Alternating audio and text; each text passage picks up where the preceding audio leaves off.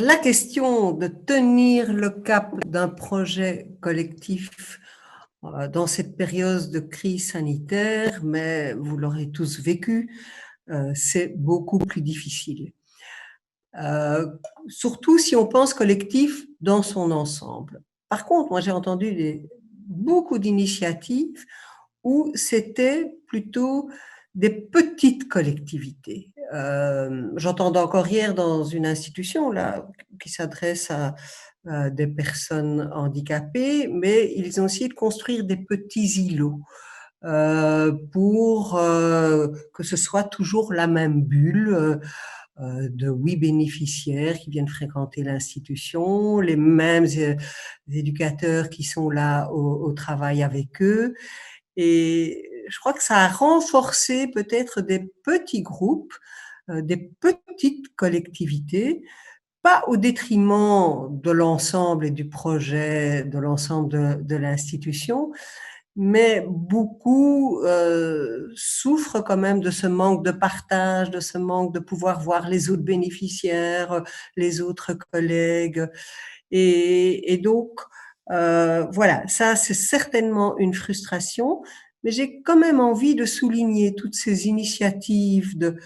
je dirais, petite collectivité dans la collectivité, parce que ça a d'abord permis de pouvoir poursuivre le travail, ça a permis à certains niveaux quand même de mieux se connaître, et ça permet de mieux se connaître. Alors, je crois qu'il ne faut pas louper le retour à l'ensemble. Le retour à l'ensemble avec toutes ces initiatives peut-être plus individuelles ou plus mini-groupes, où on a dû bidouiller, si je reprends le terme de Christophe Dejour, mais où on a pu trouver des trouvailles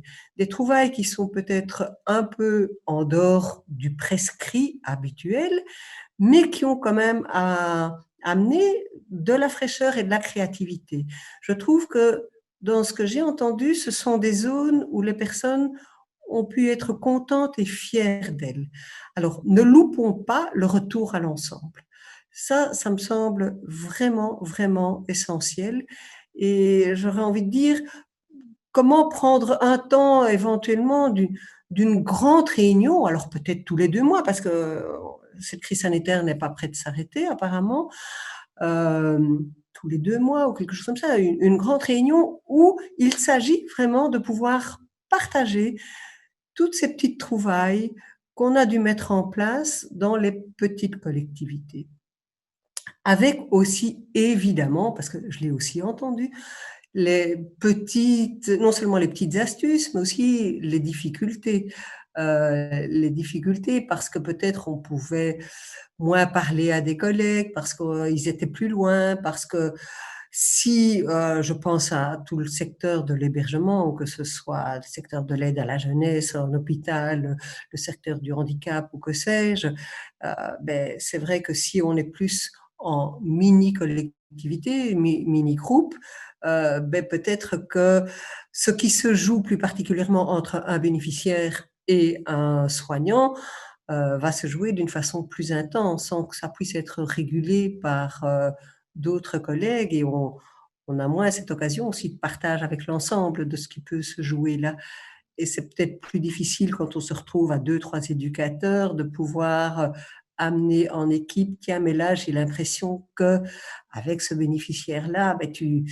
te comportes d'une façon beaucoup plus douce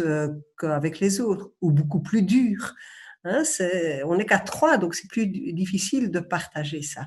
Mais j'aurais envie de dire comment pouvoir quand même se constituer une occasion de mettre ensemble, et peut-être d'abord de penser en sous-groupe et puis ensemble, ces astuces et petites impasses qu'on a rencontrées dans les petits groupes pour pouvoir garder le projet collectif,